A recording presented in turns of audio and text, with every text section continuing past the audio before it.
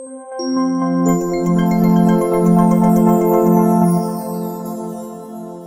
pemirsa, sebuah momen bersejarah dan penuh makna terjadi di Blora. Menyambut hari jadinya yang ke-276, Bupati Blora Dr. Haji Arif Rahman menunjukkan teladan nyata dengan memimpin langsung ziarah agung ke makam para pendiri di Blora.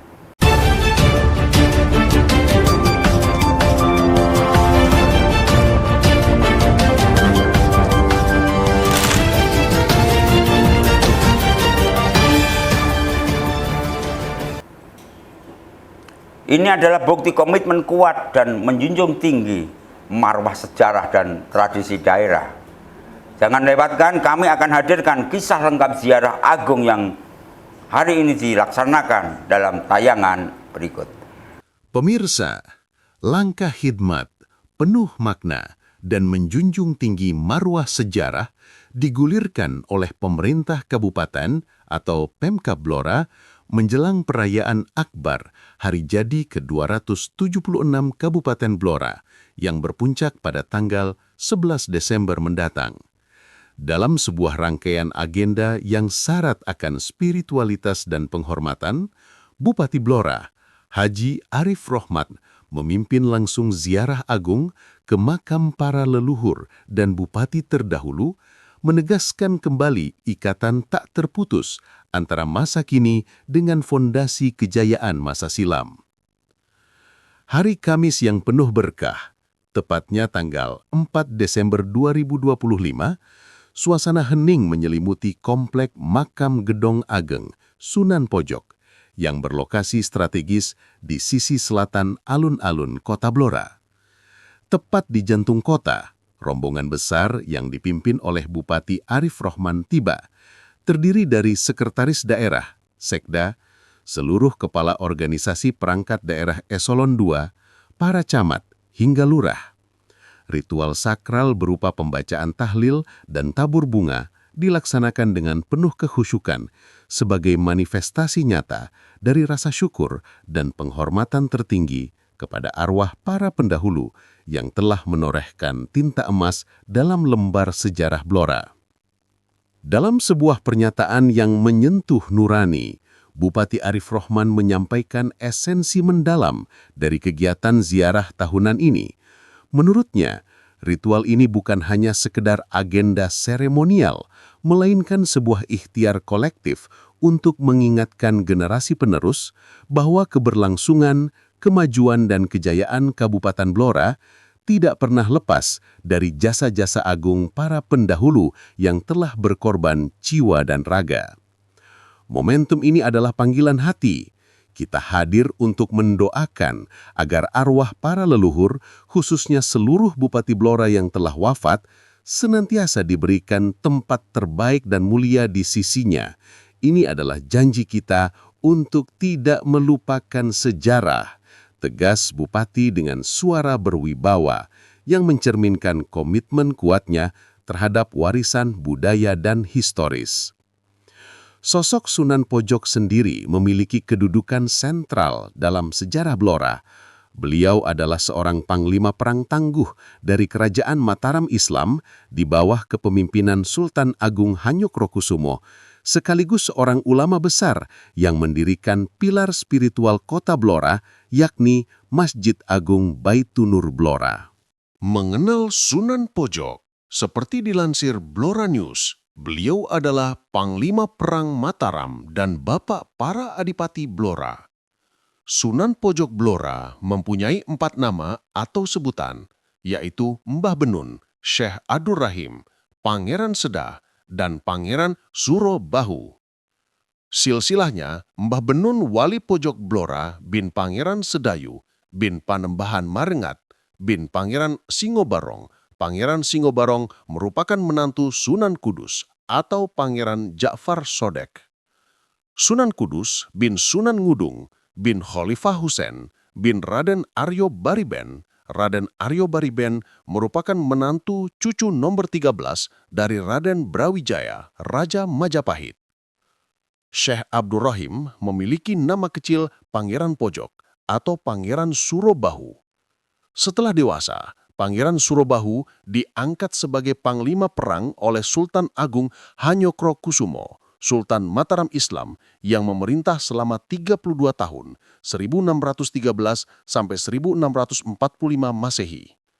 Pangeran Surobahu mendapatkan 2 tugas pokok dari Sultan Agung. Pertama, untuk mengamankan wilayah Pati, Tuban, Surabaya, dan Pasuruan dari pengaruh Keraman atau pemberontakan, serta mengajak untuk bersatu dan bersama-sama mengusir VOC Belanda di Batavia, Jakarta. Kedua, menyiapkan dan melakukan penyerangan kepada VOC yang ada di Batavia, terutama mengorganisir para adipati di kawasan pesisir utara Jawa. Tugas pertama, yakni menumpas pemberontakan terhadap Mataram Islam, dapat dilaksanakan dengan baik. Tugas kedua juga terlaksana dengan baik, yakni mengusir VOC di Batavia. Atas prestasinya, Pangeran Surobahu diangkat menjadi Adipati Tuban dengan gelar Pangeran Sedah 1619 Masehi. Pangeran Sedah memimpin para adipati di pesisir utara Jawa mengusir VOC pada 20 November 1626 dan mendapatkan kemenangan. Setelah memerintah Kadipaten Tuban selama 32 tahun, 1619 sampai 1641 Masehi, Pangeran Sedah menyerahkan kembali jabatan Adipati Tuban kepada Sultan Mataram saat itu, yakni Sunan Tegal Arum di Kedaton Pleret. Oleh Amangkurat I, jabatan Adipati Tuban diserahkan kepada Pangeran Anom, adik Pangeran Sedah. Hal ini karena putra Pangeran Sedah sendiri masih terlalu muda untuk menjadi seorang adipati. Sepulang dari Kedaton Pleret, Pangeran Sedah menetap di Blora. Saat menetap di Blora, Pangeran Sedang bersama putranya yaitu Pangeran Joyodipo dan Pangeran Klinco. Selain itu, ikut menetap pula beberapa pasukan, salah satunya Pangeran Agul-Agul. Ketiganya, Pangeran Joyodipo, Pangeran Klinco, dan Pangeran Agul-Agul memberi nama di sejumlah desa di Blora, misalnya Karangnongko, Sasak, dan Kaliwangan. Mereka juga mendirikan masjid yang saat ini dikenal dengan nama Masjid Agung Baitunur yang terletak di alun-alun Blora sebelah barat. Perkembangan Blora yang semakin pesat menarik perhatian Sultan Mataram, Sunan Tegal Arum, sehingga Blora dijadikan kadipaten tersendiri, terpisah dari Kadipaten Tuban. Kadipaten Blora yang baru lahir ini dipimpin oleh Adipati Raden Mas Joyodipo, putra Pangeran Sedah. Raden Mas Joyodipo bergelar Raden Tumenggung Joyo Wiryo atau Raden Tumenggung Jakti Wiryo atau Raden Tumenggung Joyodipo. Raden Tumenggung Joyodipo setelah wafat dimakamkan di Makam Gedong, letaknya di sebelah timur makam Pangeran Sedah. Adipati Blora kedua adalah Raden Tumenggung Joyokusumo. Dia merupakan anak menantu dari Raden Tumenggung Joyodipo. Raden Tumenggung Joyodipo setelah wafat dimakamkan di Makam Gedong. Letaknya di sebelah timur makam Pangeran Sedah. Raden Tumenggung Joyokusumo juga dimakamkan di kompleks yang sama, Makam Gedong. Makam Adipati Blora kedua ini berada di sebelah barat makam Pangeran Sedah. Pemirsa, prosesi agung ziarah ini tidak ujuk-ujuk dimulai dari makam Sunan Pojo. Mengawali pagi hari pukul 8 WIB, suasana pendopo rumah dinas Bupati telah diselimuti aroma mistis nan sakral. Di tempat inilah prosesi jamasan pusaka Kabupaten Blora dilaksanakan. Sebuah ritual pembersihan pusaka yang menjadi simbol pemurnian dan persiapan diri menyambut hari jadi. Setelah prosesi jamasan, rombongan bergerak menuju pemberhentian bersejarah yang pertama, makam keluarga Tirtonatan di Desa Ngadipurwo. Di lokasi ini, terbaring dengan damai, sejumlah bupati Blora dari era kolonial hingga awal kemerdekaan, menjadi saksi bisu transisi kekuasaan dan perjuangan di masa lalu. Daftar nama besar yang dihormati di Tirtonatan mencakup Tumenggung Jayeng Tirtonata 1762 sampai dengan 1782, Raden Tumenggung Prawiro Juda 1812 sampai dengan 1823, RT Tirta Kusuma 1782 sampai dengan 1812, RT Tirtanegara 1823 sampai dengan 1842 dan 1843 sampai dengan 1847. Serta para pemimpin lainnya termasuk RTA Cakranegara I, RT Natawijaya, RTA Cakranegara II, RMT Cakranegara III, hingga sosok santri terkemuka RM Said Abdul Qadir Jailani 1826 sampai dengan 1926.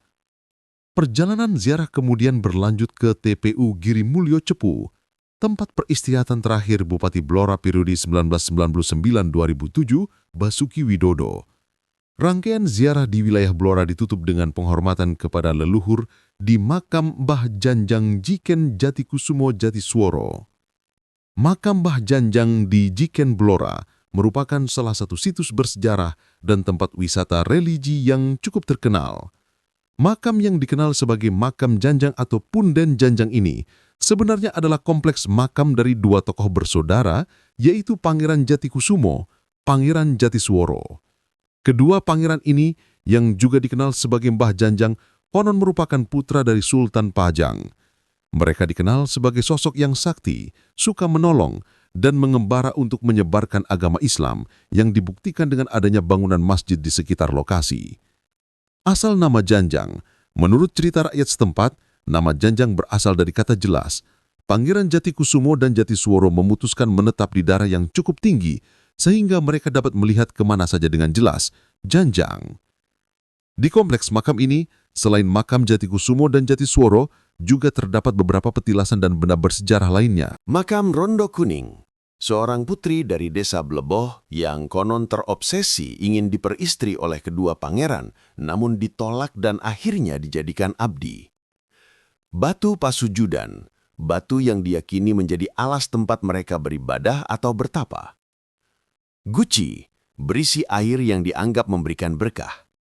Bangsal, tempat pertunjukan wayang krucil, sebuah peninggalan dari Jatikusumo dan Jatiswara. Upacara Manganan Janjang. Masyarakat setempat rutin mengadakan upacara khusus yang disebut Manganan Janjang atau sedekah bumi setiap Jumat Pon pada bulan Sapar, kalender Jawa. Acara ini merupakan wujud syukur, meruat desa atau bersih desa, dan peringatan haul bagi Eyang Jatikusumo dan Jatisworo. Wayang krucil. Pada acara Manganan Janjang, wayang krucil yang dianggap keramat akan dipentaskan oleh dalang khusus. Menariknya, tokoh punakawan dalam wayang krucil tersebut tetap terbungkus kain mori putih dan disimpan secara khusus. Kompleks makam ini ramai dikunjungi oleh peziarah dari berbagai daerah dan latar belakang kepercayaan. Ada yang datang untuk berziarah, bernazar, atau mendekatkan diri kepada Sang Pencipta. Makam Janjang adalah situs yang kaya akan nilai sejarah, budaya, dan spiritual di Blora. Mas Arif, begitu panggilan akrab Upati Arif Rohman, menambahkan dimensi yang lebih luas dalam agenda ziarah tahun ini. Tidak hanya terfokus di Blora, penghormatan kepada para pendahulu juga telah dilakukan di luar wilayah kabupaten. Beberapa hari lalu, tim telah melaksanakan ziarah melintasi batas-batas wilayah Blora, menuju tempat persemayaman leluhur di Semarang, Temanggung, Yogyakarta, dan Solo. Puncak ziarah di luar Blora adalah kunjungan ke Tuban, tempat kami berziarah ke makam sosok fundamental, yakni Tumenggung Wilotikto, yang tercatat dalam sejarah sebagai Bupati Blora yang pertama. Pungkasnya, menandaskan bahwa akar sejarah Blora terentang luas, melibatkan peran sentral dari berbagai daerah di Nusantara. Ziarah agung ini menjadi penanda vital bahwa perayaan hari jadi ke-276 Blora adalah momentum untuk merefleksikan kembali perjalanan panjang kepemimpinan, menyerap semangat perjuangan para leluhur, dan memancangkan optimisme untuk masa depan Blora yang lebih gemilang, selaras dengan semangat sesarengan bangun Blora, maju, dan berkelanjutan. Pemirsa, itulah tadi liputan mendalam mengenai ziarah agung yang dipimpin langsung oleh Bupati Blora Dr. Haji Arif Rohman sebagai bagian krusial dari peringatan Hari Jadi Kabupaten Blora ke-276. Aksi ini bukan sekedar prosesi seremonial semata. Dengan memimpin ziarah ke makam para leluhur, Bupati Arif Rohman secara tegas menunjukkan komitmen kuat bahwa pemerintah Kabupaten Blora menjaga dan menjunjung tinggi marwah sejarah serta tradisi yang menjadi pondasi bagi Kabupaten Blora. Semoga semangat penghormatan terhadap sejarah ini dapat terus menginspirasi seluruh masyarakat Blora. Terima kasih atas kebersamaan Anda dalam segmen Ulas Berita kali ini. Saya Urip Daryanto bersama seluruh kru Blora TV yang bertugas mohon pamit undur diri. Sekian. Wassalamualaikum warahmatullahi wabarakatuh.